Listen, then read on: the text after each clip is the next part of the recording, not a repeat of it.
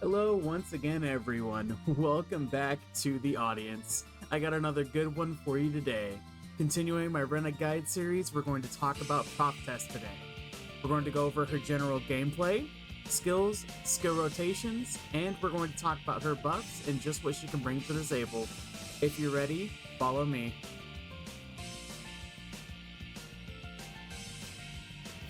So, you've made the choice to make a Rena, and now you're choosing to go with her fourth job path. You just made a fantastic choice. Prophetess is a magical DPS slash support character that is good whether or not she does damage. As a Prophetess, your main job will be buffing your magical parties. If you eventually get strong enough to do damage, that's even better. For now, let's talk about her general gameplay. Being a support class, Prophetess is tasked with providing her entire party buffs. But there's one quirk that she has over other supports. Your party does not need to be in range to receive her buffs. Her buffs are global. That means no matter how far away your party is, they will receive your buffs. There's a bunch to go over, so let's jump right in.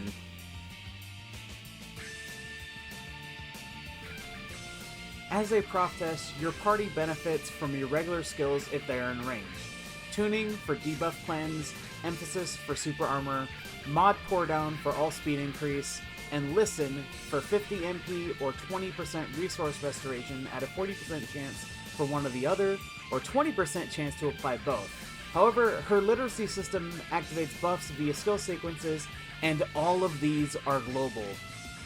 Using 2 Tenacities grants Tenacious Echo, which shreds 20% of the enemy's defense, 2 Strengths for Strong Echo, which gives your party 15% boss damage reduction, and 2 Braveries for Brave Echo, which gives your party 10% all damage increase, as well as a 10% HP shield based off of the caster's HP. However, there's a little bit more. Using a Strength into a Bravery skill grants Song of Courage, which grants your party 10% magical attack power. Tenacity into Strength grants Tenacious Courage for 1.2 times cooldown acceleration, and Bravery into Strength grants Brave Heart for a single debuff cleanse and plus 15% physical and magical defense. While complex, proper skill rotation maintains these buffs, aided by Mod Arrow Tornado Chorus of Unity, a bravery skill that resets all active literacy buff timers. Then there's the passive Fickle Blessing. To apply a blessing to your party, simply press the V key in dungeons. What you get from this is randomized, but each of these have their own uses. However, there are some you should focus on attaining more than others. Upon pressing the V key, you gain 2 random Fickle Blessings. Depending on the content you're in, you want to look for at least one specific blessing.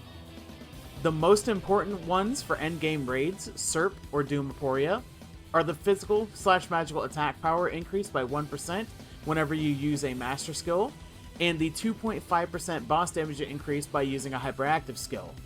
If you're in early game raids, you can take the MP regen on special active use as well. The others are generally seen as not too important, but if you roll one good one and one okay one, it's still better than not rolling a single good one. So keep that in mind.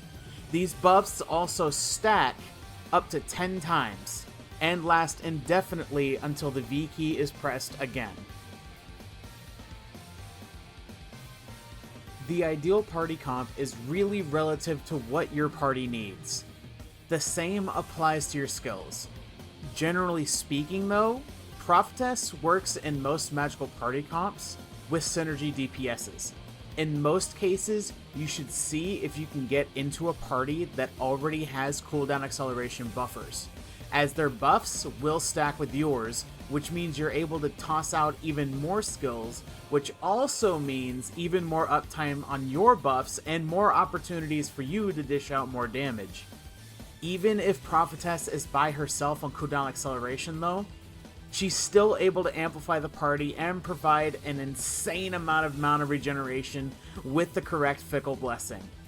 While she shouldn't be relied on as the main DPS, Prophetess is able to dish out quite a bit of damage herself as well, so make sure you're in a stronger comp to help your party out the best you can.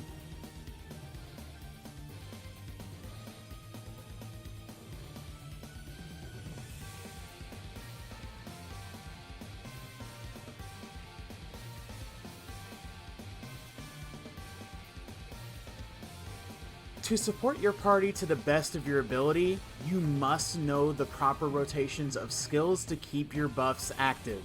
A good rotation to use is tenacity into strength, strength into bravery, bravery into bravery, tenacity into tenacity, strength into strength, bravery into strength, and repeat. It is highly suggested to use Mod Arrow Tornado Chorus of Unity to reset the timers and keep your buffs up longer. These are the skills I suggest bringing and using these traits as well. If you don't have Mod Arrow Tornado, that's okay. You can still use the unmodded one in raids. You can use Unmod Perfect Storm if you want the 5% HP MP regen.